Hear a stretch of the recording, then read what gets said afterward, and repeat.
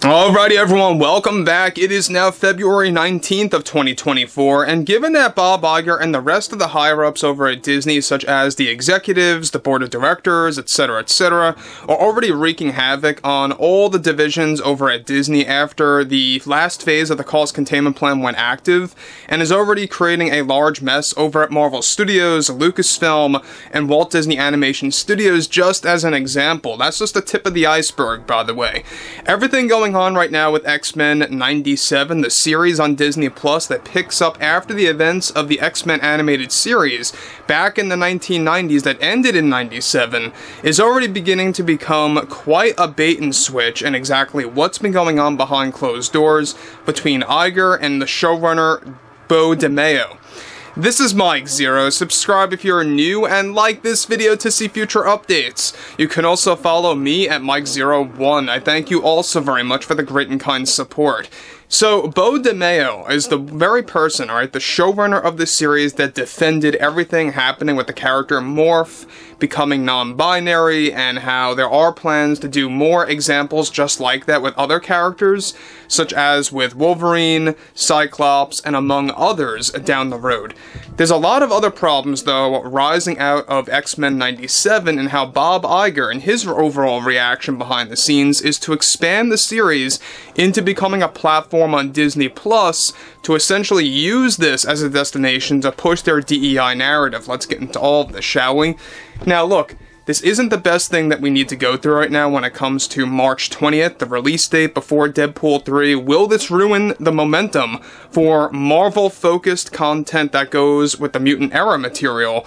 That really is a big debate open for discussion. However, on top of all of this, with X-Men 97 due to release by March 20th by Disney and Marvel, one major development has much to do with Bob Iger and the rest over at Disney, and of course their reaction to the overall backlash and plans to expand the series that will push their overall agenda. As it turns out, in a shocking turn of events in one of Disney's recent emergency meetings that took place just recently, which went over, for example, the pushback from fans over different projects, Bob Iger and the board are already beginning to greenlight a Season 2 of X-Men 97 to use as a platform on Disney Plus to push their agenda with race swapping and gender swapping of both lesser-known X-Men characters and even popular ones at that will be joining the series. Already, Beau DeMayo, the showrunner, was instructed by the Disney heads that the concepts of race swapping and gender swapping some core and unknown X-Men characters will be used for a Season 2 that is already in the works that Disney is desperately attempting to create as of right now.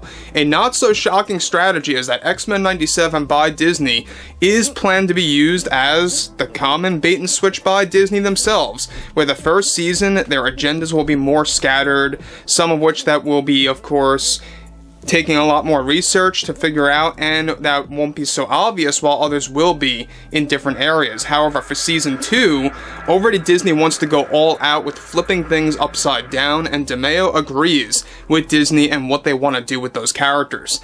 Now, those high up at the company, alright, such as Disney, also plan to adjust other female-driven characters to be less feminine in the show. This does not come as a surprise after what was done to the Rogue character in Season 1 via the teaser, where obvious adjustments were made. DeMayo already held conversations for Season 2 to be a destination of diversity, equity, and inclusion to the maximum, as Disney views the X-Men and its characters as the perfect example to represent all of that in a sneaky strategy. With Morph now already considered non-binary, Disney is planning to make some serious adjustments just like that for the backstory of both Cyclops and Wolverine that will fit into DEI. This is the very thing that they are, of course, trying to shoehorn into Deadpool 3 after Ryan Reynolds fought and won some battles over Disney's plans for reshoots. X-Men 97 is already latched and connected to the nostalgia of the animated series from the 90s. The emergency meeting that took place between Iger and the board, including those at Marvel Studios, such as Kevin Feige, are that they are not to back down with the insertion of DEI and their bait-and-switch technique to essentially trick the fans.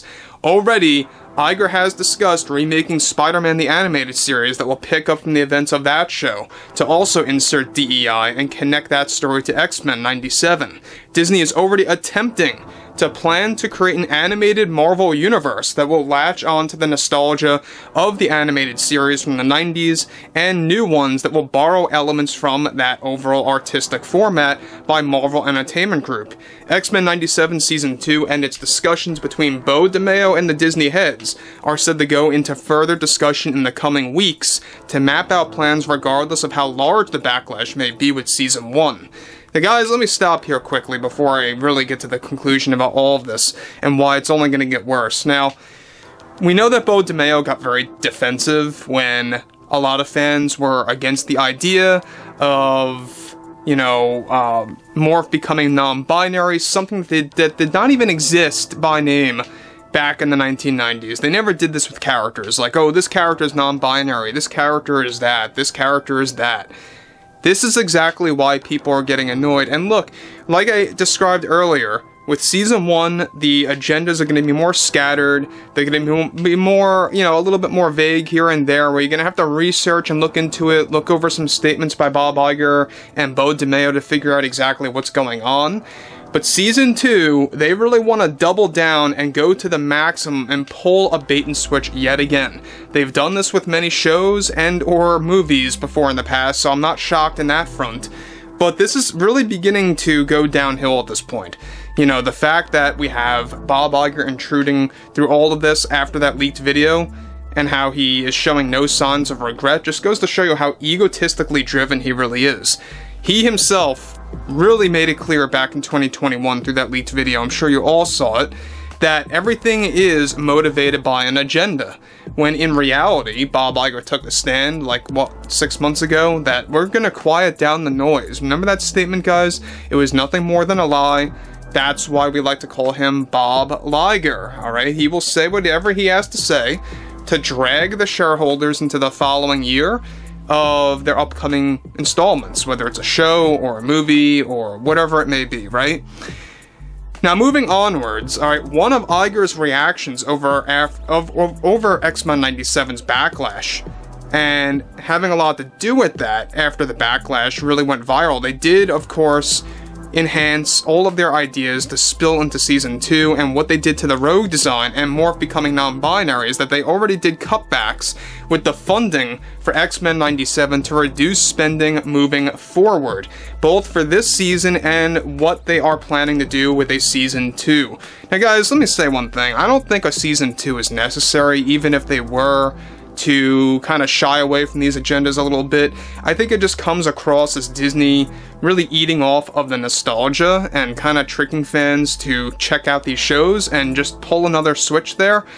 But I think at the same exact time, what they should be doing is creating original material, doing something that's fresh and new, and or doing a complete real remaster, perhaps, of X-Men 97, or should I say, X-Men the animated series, that eventually connects to 97. So overall, guys, I would love to hear what you all have to say about this ongoing scenario below in the comments, and if you guys did enjoy the content for today, make sure to drop a thumbs up on this video to support the channel, and I will catch you guys later.